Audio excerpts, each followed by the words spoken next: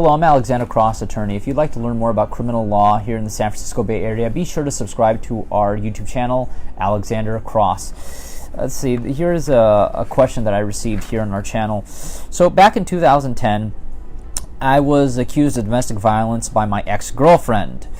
Last week, during an argument between my wife and another woman, I tried to separate them, and during the course of the argument, I ended up pushing the other woman accidentally, and she fell. Later, the police came and arrested me. How can my old domestic violence case affect me now? Well, that's a good question.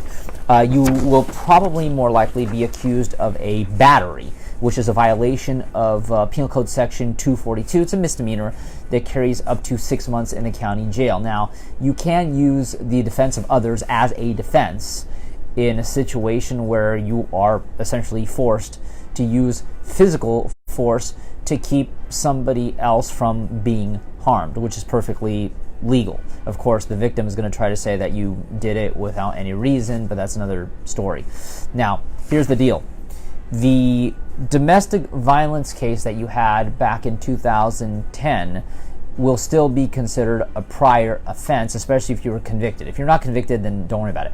But if you were convicted of it, it will be considered a prior that the DA can use as evidence against you, because the DA will be able to say essentially, okay, this person has a propensity for violence. Look what he did to his ex-girlfriend. Look what he admitted to doing to his ex-girlfriend back in 2010.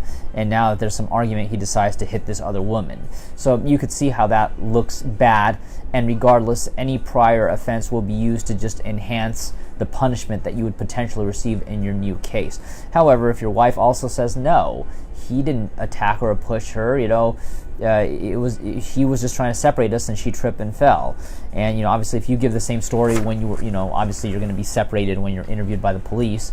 Now, generally speaking, I will tell you not to speak to the police. Let the victim and the witnesses do all their blah blah blah. But I wouldn't recommend that you speak to the police, because remember, anything you do or say will be used against you in court. Anything positive that you say, well, they're just going to assume you're going to say things that are positive about yourself, because why would anybody want to say anything negative about themselves? So they're usually going to ignore anything positive that you say.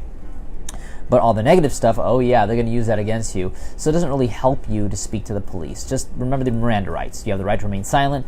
Anything you say or do can be used against you in court. You have the right to an attorney. If you cannot afford an attorney, they will provide you with a public defender.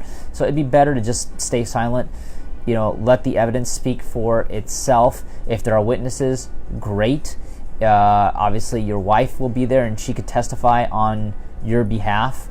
And at a certain point, if the DA is not willing to dismiss the charges, then you may have to take your case to a jury trial, where they will bring 12 people in from the community who can decide whether or not you are innocent or guilty. And if they find you innocent, well, then that's when they will actually dismiss the charges. Regardless, if you have any other questions regarding criminal cases here in the San Francisco Bay Area, be sure to subscribe to our YouTube channel, Alex Cross. But if you have been accused of having committed a crime here in the San Francisco Bay Area, be sure to give us a call at 1-800-862-7677.